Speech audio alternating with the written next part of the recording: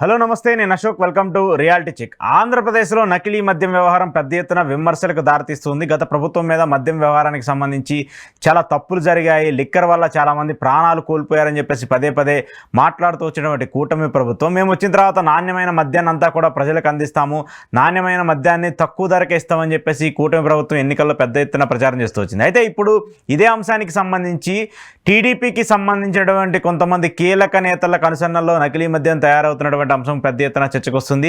కొన్ని నకిలీ మద్యానికి సంబంధించినటువంటి బాటిల్ అన్నింటినీ కూడా ప్రభుత్వం సంబంధించినటువంటి ఇటు మద్యం షాపులకు కావచ్చు, అలాగే బెల్ట్ షాపులకు కావచ్చు, సరఫరా చేస్తున్నటువంటి ప్రక్రియను కూడా మనం అందరం చూస్తూ వచ్చాం. అయితే ఈ అంశానికి సంబంధించి TDP serious action plan ready చేసింది. దీనికి సంబంధించి ఇద్దరు టీడీపీ నేతల్ని కూడా సస్పెండ్ చేసినటువంటి పరిస్థితిని కూడా మనం చూస్తూ వచ్చాం. దాంతోపాటు జీఎస్టీ వసూళ్లు ఆంధ్రప్రదేశ్లో పెరిగాయని చెప్పేసి ఈరోజు కొన్ని ప్రధాన మీడియా ఛానల్ కావచ్చు, పత్రికలో పదే పదే మాట్లాడుతూ వస్తున్నారు. అయితే సంక్షేమ పథకాలు ఇవ్వడం వల్లే జీఎస్టీ వసూలు పెరిగాయని చెప్పేసి ప్రభుత్వానికి సంబంధించి ఇది ఒక మంచి నిర్ణయంగా మాట్లాడుతూ వస్తున్నారు. సో ఈ అంశాలకు సంబంధించి ఈరోజు ఇంటర్వ్యూలో మాట్లాడదాం. ఇంటర్వ్యూలో నాతో పాటు పార్టిసిపేట్ చేస్తున్నారు అనలిస్ట్ కేఎస్ ప్రసాద్ గారు. ప్రసాద్ గారు నమస్తే.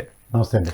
సో ముందుగా మద్యం వ్యవహారం గురించి మీరు ఒక మాట చెప్పాలి. ఎందుకంటే గత ప్రభుత్వానికి సంబంధించి లిక్కర్ కేసు అనేటువంటి ఒక చర్చను తీసుకొచ్చి ఇప్పుడు ఎంత పెద్ద ఎత్తున గత ప్రభుత్వాన్ని బదనాం చేస్తున్నాం కూడా మనం చూస్తూ వచ్చాం. దానికి సంబంధించి సిట్ ఆపసోపాలు పట్టము, దాన్ని ప్రూవ్ చేయలేక చూస్తున్నాం. ఇప్పుడు కొత్తగా కొన్ని వేల బాటిల్ని మద్యాన్ని తయారు చేస్తూ వాటన్నిటికి కూడా టీడీపీకి సంబంధించిన నేతల కన్సర్నల్లో క్లియర్గా కనిపిస్తున్నట్టు కనిపిస్తుంది. ఏం చెప్తారు? నవ్వలో ఎడవల్లో తెలియని పరిస్థితి తెలుగుదేశం పార్టీకి కూటమికి ఉందని చెప్పాలి. మనోడు మౌనమూలిలో కూర్చుని ఆటో నిన్న పంజరం పెట్టిన 15,000 దాంట్లో మౌనంగా కూర్చుండడం కాదు. ఇలాంటి లెక్కర్ సమస్యలు, ల్యాండ్ సమస్యల మీద అపోజిషన్ పార్టీగా అక్కర్లేదు, రూలింగ్ పార్టీలో ఉండి కూడా ప్రభుత్వం తీసుకుంటున్నారు నిర్ణయాలు రైట్ రాంగో తెలియజెప్పే సామర్థ్యం పవన్ కళ్యాణ్ అడుకోవాలి. ఎందుకంటే నిరంతర విద్యార్థి 15 ఏళ్ళ పాటు ఒకరి కింద ఊడిగొని చేస్తా ఉన్నది కాదు. ఫస్ట్ మీలాంటి వాళ్ళ దగ్గర నుంచి డిసెంట్ తెలియజేయడం స్టార్ట్ అయితే దీనికైనా నేను పొత్తు పెట్టుకున్నాను, నాకున్న నీతి నిజాయితీలు నియమాలకి భిన్నంగా మీ దగ్గర ప్రవర్తన నియమాలు ఉంటే అన్న కాన్సెప్ట్లో మాట్లాడితే క్రెడిబిలిటీస్ పెరుగుతాయి.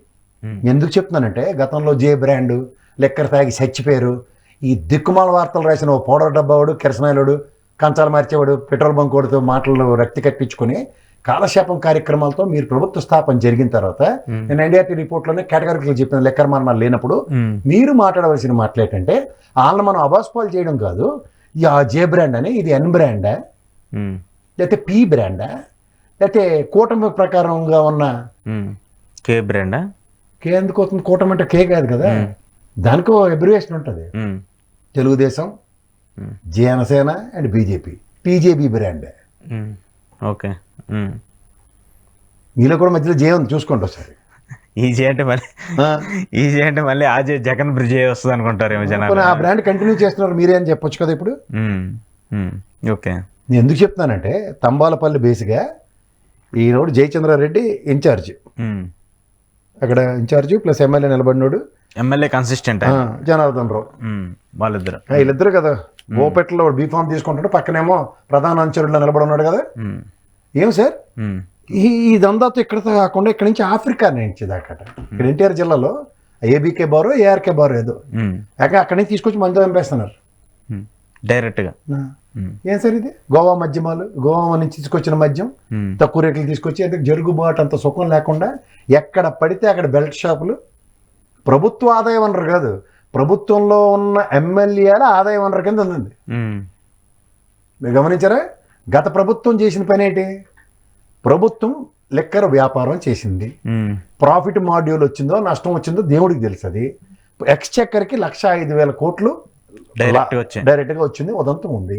మీరే చెప్పారు కదా, అమ్మఒడి అంటే నాన్నబుడ్డి, తొక్క తోటకూర కబుర్లు చెప్పిన మీరు ఇవాళ మీరు నాన్నబుడ్డి కొనడానికి ప్రభుత్వం అమ్మే లెక్కర కొనింది అన్న దానికి నిజం అనుకుంటే అది నిజంగా మీరు చెప్పినట్టు కొనుబడి శక్తి పెరిగిన సామాన్య మానవుడు అనుకుందాం.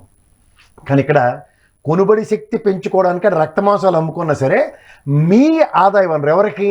ప్రభుత్వంలో ఉన్న పార్టీ పార్సల్స్గా ఉన్న మీ ఎమ్మెల్యేలు మొత్తం కూటమిల కింద ఏర్పడిన మీ యొక్క బ్యాచ్లకి మాత్రమే బ్రహ్మాండంగా డబ్బులు వస్తున్నాయి. దానికి తోడు ఈ నకిలీ మద్యం ఒక దగ్గర కాదు కదా, మొత్తం రాష్ట్ర వ్యాప్తంగా సప్లై చేస్తుంది. ఇప్పుడు దీని మీద గణాంకాలు మాట్లాడమంటే రేపు మాట్లాడదాం. ఈ స్టాటిస్టిక్స్ వస్తే లెక్కర్ మరణాలు ఎన్నో ఉన్నది. 22, 23, 24 క్లీన్ చిట్ ఇచ్చింది ఎన్బీఆర్టీ. ఇప్పుడు మీకే ఇస్తుంది చూద్దాం. ప్రజెంట్ సినారియోలో మీరు చేస్తున్న దాష్టికాయలకి లెక్కర్ అనే పేరు పెట్టి గత ప్రభుత్వాన్ని అభాస్పాలు చేస్తూ ఆ నిన్న సేల్స్ ఏదైనా ఉంటే దానికి ఇవాళ 11 గంటలకి అమ్మేసాడు అనుకోండి, తాళం పెట్టిపోయి ఉంటాడు. పెట్టేసేవాడు, అదే కదా నెక్స్ట్ వచ్చేసి ఇదే పవన్ కళ్యాణ్ మద్యం ప్రియులు బాగా కడుపు కొట్టు జగన్ అని ఏడిచాడు కదా, మందు దొరకట్లేదని. ఇప్పుడు ఆ ఏడిపేది నకిలీ మద్యం మీద ఏడమనండి. డైరెక్ట్గా అనే మీకు మాట చెప్పనా, ఫస్ట్ టైం నేను ఈ 78 సంవత్సరాల స్వతంత్రంలో ఒక ప్రభుత్వ అధినేత, ఒక గౌరవ ముఖ్యమంత్రి నాణ్యమైన మద్యం తక్కువ రేటుకి ఇస్తామని బ్రాండ్ అంబాసిడర్లో ప్రమోట్ చేయడం నేను ఫస్ట్ టైం చూస్తున్నా. గమనించారు మీరు? ఎన్నికల్లో ప్రచారం చేశారు. ఇప్పుడు కూడా నాణ్యమైన మద్యం తక్కువ ధరకి ఇస్తున్నాం, ఏం తమ్ముళ్ళు మీరు కోటర్ తాగి తృప్తి పడుతున్నారని మాట్లాడుతున్నది అంతా చూడండి.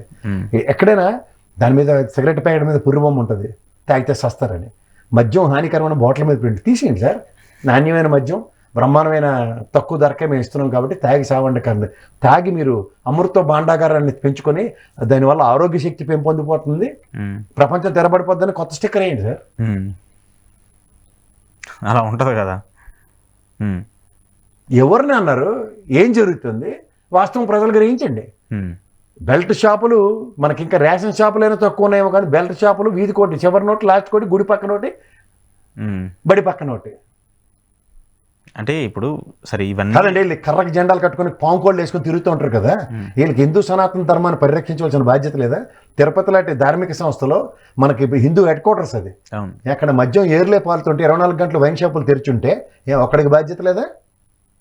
అంటే మా చిన్న జీర్ అంటే ఇక్కడ రియల్ ఎస్టేట్లో చాలా బిజీగా ఉంటాడు, అసలు ఖాళీ ఉండదు. కానీ ఆ పెద్ద జీర్ అంటే కొండ దిగడు, గుడిలో ఏం జరుగుతుందో కూడా చూడ్డు. మిగిలిన వాళ్ళ పరిస్థితి సరే వాళ్ళు కాదండి.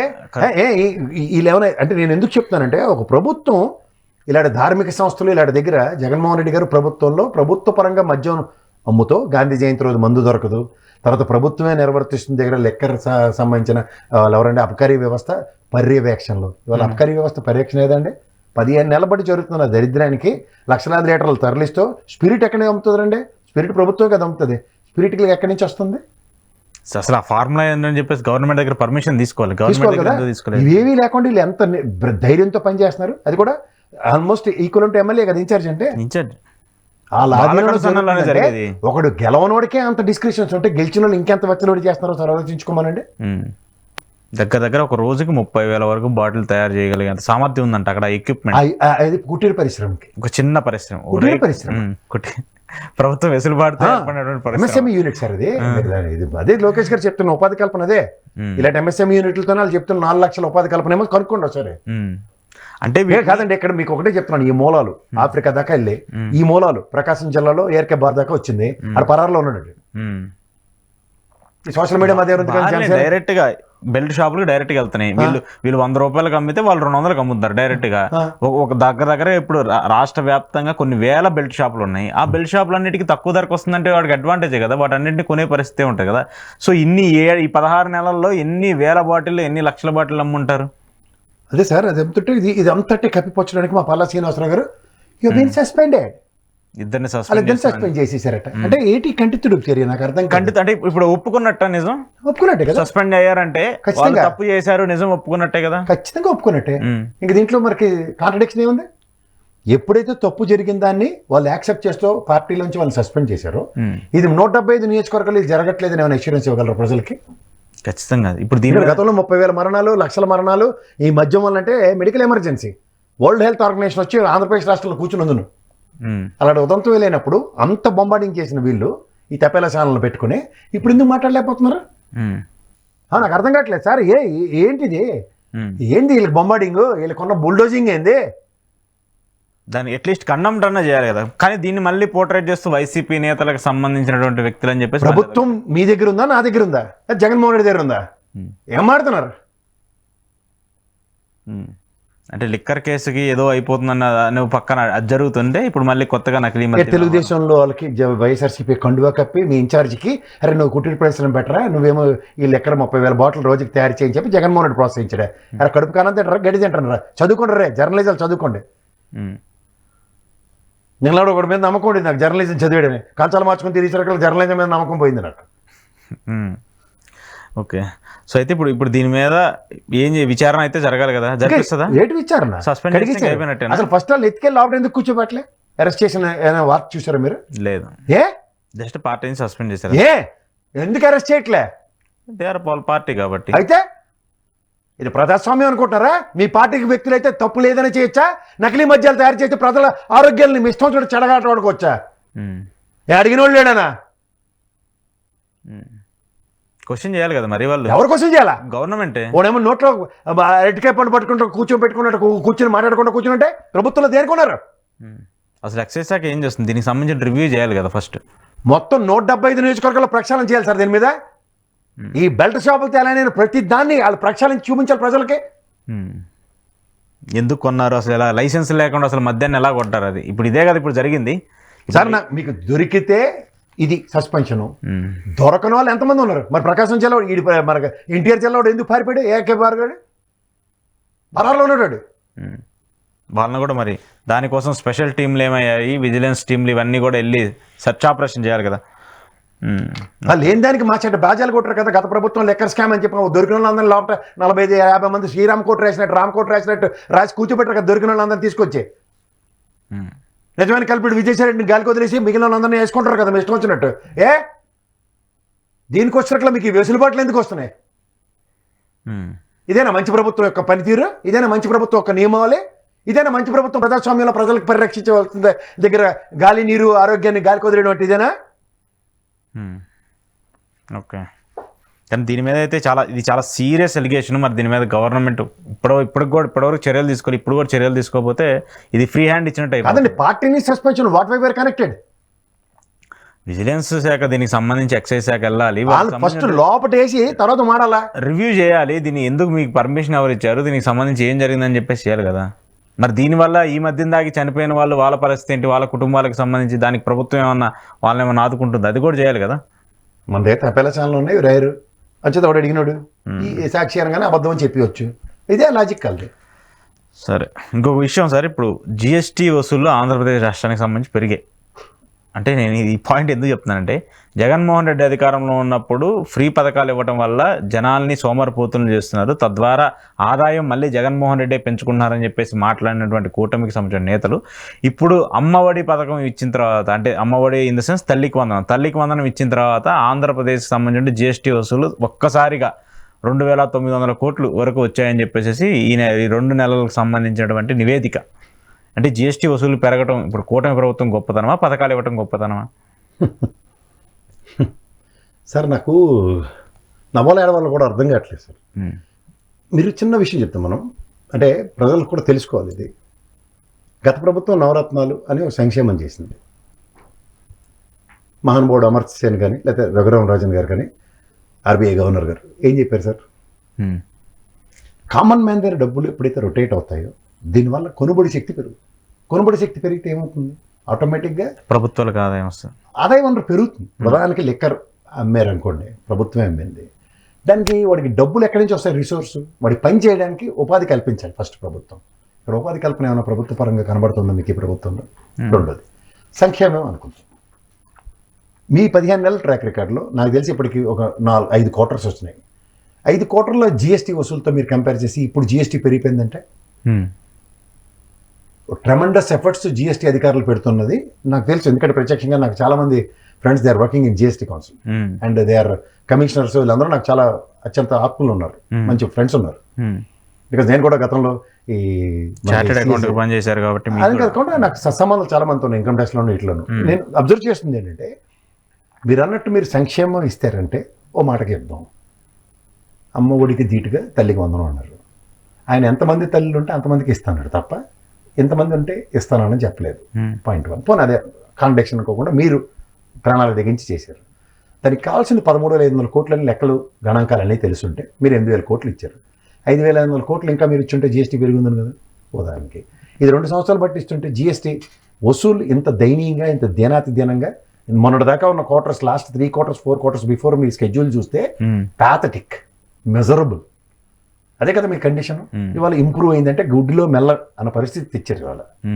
ఇప్పుడు మీరు అమ్మఒడికి ధీటుగా తల్లికి వందనం అన్నారు. నేను క్వారీ చెప్పాను 5,500 కోట్లు, 5,250 కోట్లు టెండర్ కావాలి. మీరు రైతులకి ఇచ్చే కేంద్ర ప్రభుత్వానికి ధీటుగా 20,000 ఏదో చెప్పారు మీరు కాదు, 2 ఏళ్ళు ఎగ్గొట్టి ఇవాళ 5,000 ఇచ్చారు. ఇచ్చిన 5,000లో నిన్న ఆటో వాళ్ళకి మీరు ఇదే లోకేష్ గారు మాట్లాడుతూ 13 లక్షల మందికి అని చెప్పారు. మీ నాన్నగారు ఏమో అంటే గౌరవ ముఖ్యమంత్రి గారు చంద్రబాబు నాయుడు గారు అయితే ఆటో డ్రైవర్లకి, ట్యాబ్ డ్రైవర్లకి, లారీ డ్రైవర్లకి అందరికీ చెప్పారు. ఎవరుంటే డ్రైవర్ ఉన్నోడికి అందరికీ ఏం చెప్పారు. ఆ లెక్క అయితే ఇంకా మరి ఆకాశం భూమి ఏకమైపోద్ది. మీరు చెప్పిన 13 లక్షలే అంటే మీరు చనిపోయారు కాబట్టి మీకే చెప్పాలి. నేను చంద్రబాబు నాయుడు గారి కథ వేరే ఉంటుంది. చిన్న విషయం చెప్తాను, దాన్ని కూడా కంపారిజన్ ఇస్తాను. చంద్రన బీమా పథకం అని చెప్పి ఆయన ఇన్సూరెన్స్ చేశారు, డ్రైవర్లకి అందరికీ చేశారు. ఆ కాన్సెప్ట్ లేదు, ఈ కాన్సెప్ట్ కాదని ఆ డొల్తనం మీకే కనబడుతుంది.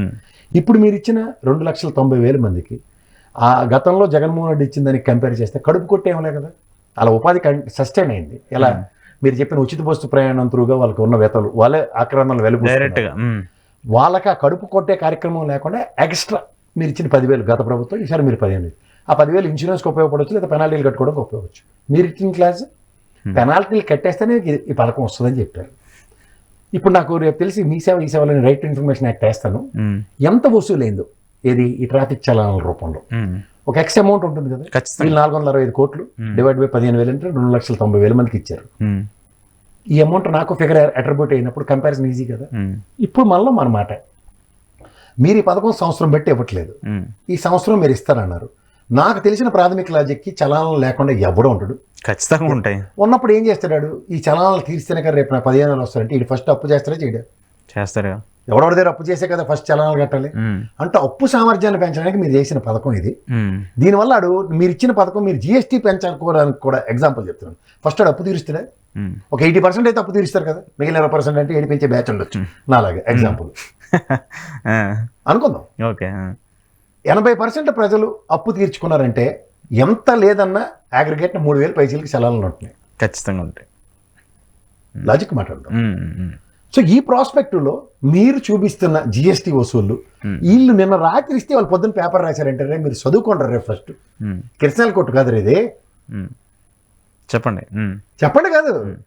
ఇప్పుడు నిన్న మీరు పథకం ఇచ్చి డబ్బులు ఇంకా అకౌంట్ లో పడ్డాయి లేదా రామకృష్ణ అనుకున్న జిఎస్టీ ఎలా పెరుగుతుంది? వీళ్ళు కంపేర్ చేసింది తల్లికి వందనం ఉంది, వాళ్ళు కంపేర్ చేసింది తల్లికి వందనం వల్ల ఆ డబ్బులన్నింటినీ కూడా ప్రభుత్వం ఇవ్వటం వల్ల మార్కెట్లోకి వెళ్ళాయి. సైకిల్లో, బట్టలు, పుస్తకాలు ఏయో కొనటం వల్ల ప్రభుత్వానికి జిఎస్టీ అయింది.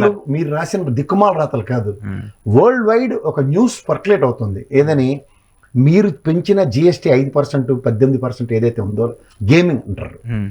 ఏ నిత్యావసర వస్తువులు కూడా వాళ్ళ స్టాక్ జిఎస్టీ పే చేసే కొన్న దగ్గర నిత్యావసర వస్తువులు ఎక్కడ తగ్గిన ఉదంతాలు లేవు. పాయింట్ 1. ఎందుకంటే వాళ్ళు ఆల్రెడీ కొనింది స్టాక్ని ఆన్ అగ్రిగేట్ 2-3 months తర్వాత మీరు ఇంప్లిమెంట్ అయితే అది అదృష్టం అనుకోండి. రెండోది ఇప్పుడు మాట్లాడదాం. ఒక్కరోజు అనుకుంటారు జిఎస్టీ ఏదైతే ఉందో స్లాష్ అయిందన్న దాని మీద వెహికల్స్ మీరు అన్నట్టు ఏది కార్లు, మోటార్ సైకిల్స్ ఇలాంటివి ఆ రోజు కొన్నారు. దసరా రోజు జిఎస్టీ అనౌన్స్ చేసి హైగా ఎక్కువగా కొనేది అప్పుడు. అని కాదు, ఒక్కరోజే ఆన్ అగ్రిగేట్ మీరు చెప్పిన ఎన్ని జరిగిపోయి ఉంటాయి అన్న దానికి కూడా ఊహకు అందం. మీరు చెప్పే అంత విడ్డూరాలు ఏం జరిగిపోలే, సేల్స్ పెరిగాయి ఆ రోజు. బట్ మీరు చెప్పిన జిఎస్టీ వసూల్లో అగ్రగామి అన్న పెద్దపేట వేసిన దగ్గర అది కాంట్రడిక్షన్. అమ్మ ఒడి పథకంకి 5,500 కోట్లు, 5,250 కోట్లు ఇంకా గండి పెట్టి దాంట్లో ఇచ్చిన దగ్గర 7,000 కోట్లు, 8,000 కోట్లు ఇచ్చింది. 8,000 కోట్లు అది గ్రౌండ్ అయింది ఎంతో గ్రాస్ ఏంటో తెలిసిన దగ్గర ఎప్పుడు ఇచ్చారు మీరు అమ్మఒడి? ఇప్పుడు దసరా. అది ఈ కొనుబడి శక్తి, ఈ ట్రాక్ రికార్డ్ ఎక్కడికి వస్తుంది? నెక్స్ట్ ఇప్పుడు యాడ్ అవుతుంది కదా, తర్వాతకే కదా యాడ్. మరి ఇప్పుడు ఎలా రాశావు?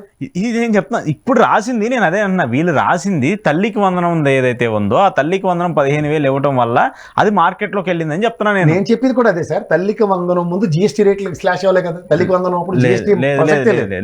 ఇప్పుడు రీసెంట్ పాస్ట్ లో మీకు జిఎస్టీ రేట్లు 5-18% స్లాష్ అయ్యాయి, అవునా కదా?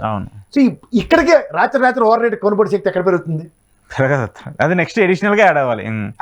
నెక్స్ట్ క్వార్టర్ కి ఏది మీరు ఇచ్చిన ఆటోలదో లేకపోతే మరి బూత్ ఎలా ఏ పెన్ ఎట్ రాసావా, ఇంకెట్ రాసావా, లేకపోతే నూంజిడ్డెట్ రాసావా వార్తలు? ఓకే, ఇది గమనించిన ప్రజలు. నేను ఐఎమ్ నాట్ కాంట్రడిక్టింగ్. జిఎస్టీ మీకు మళ్ళీ చెప్తున్నాను, ఫస్ట్ క్వార్టర్ ఈ ప్రభుత్వ స్థాపన దగ్గర నుంచి ఇంప్రూవ్డ్ వెర్షన్ లాస్ట్ 2 quarters చూపించింది. దాని ముందు ప్యాథటిక్, అంతకుముందు బాగాలేదు. వాళ్ళే ఒప్పుకున్నారు కదా, అంత ముందు కంపేర్ చేశారు కాబట్టి కదా. ఇప్పుడు జనాలకి ఆ డబ్బులు ఇచ్చాం కాబట్టి ఇప్పుడు పెరిగిందని ఒప్పుకున్నారు. చెప్తాం. గతంలో ఇదే ప్రభుత్వం ఇదే నవరత్నాల పథకాలు, సంక్షేమం, డీబీటీ పథకంలో ప్రభుత్వం ప్రజలకు ఇస్తే శ్రీలంక అయిపోయింది, జింబాబ్వే అయిపోయింది, ఉగాండా అయిపోయింది అన్నారు. మరి మీరు ఇస్తే జిఎస్టీ ఎలా పెరుగుతుంది? ఇది ఇది ఇది మాట్లాడాలి మనం. ఇప్పుడు జగన్మోహన్ రెడ్డి ఇస్తే బాగాలేదు, తప్పు అయిపోయింది అన్నప్పుడు, ఇప్పుడు ఇదే కూటమి ప్రభుత్వం జగన్మోహన్ రెడ్డి చేసినట్టు చేస్తూ అంతకంటే ఎక్కువగా చేస్తున్నప్పుడు, జిఎస్టీ వసూలు పెరుగుతున్నప్పుడు ఇప్పుడేమో మనం అద్భుతంగా చేసామని చెప్తున్నారు, గతంలో అబద్ధాలని చెప్తున్నారు. ఎందుకు? సంవత్సరం పాటు ఏమన్నందుకు జిఎస్టీ కుదేలేంది, సంవత్సరం తర్వాత నిద్ర లేచి అరాకొరగా ఇస్తుంది, దానివల్ల జిఎస్టీ అబ్నార్మల్ గ్రోత్ అంటే ఎక్కడి నుంచి మాడాలి మనం? దేనికైనా బేస్ కావాలి కదా. అబ్నార్మల్ మాస్ గ్రోత్ అది.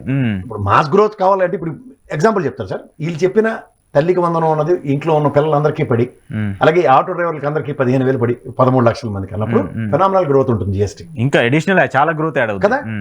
ఇది జరగనప్పుడు అది ఎలా జరుగుతుంది, అది జరగనప్పుడు ఇది ఎలా జరుగుతుంది, రెండు కాంట్రడిక్షన్. తప్పులు రాయకండి. సామాన్య మానవుడు కొనుగోలు శక్తి మీద 15,000 మీరు ఇచ్చింది, ఆడి ఇంట్లో చచ్చిన దాయుడు వాడు ఎలాగైనా తగలబెడతారు. మార్కెట్లోకి రావాలి, ఖచ్చితంగా వస్తుంది. I'm not contradicting that. But ఈ రోజుది ఇవాళకే గుడ్లు పెట్టడానికి కుదరదు. అది బంగారు బాతు గుడ్డు కదంటే నెక్స్ట్ క్వార్టర్కి ఏడవాలి. గత క్వార్టర్ది మీకు కంపారిజన్ చెప్తున్నాడు. జిఎస్టీ అప్పుడు స్లాష్ కాలేదు, అది కొనుగోలు శక్తి ఎక్కడి నుంచి తీసుకొస్తాడు?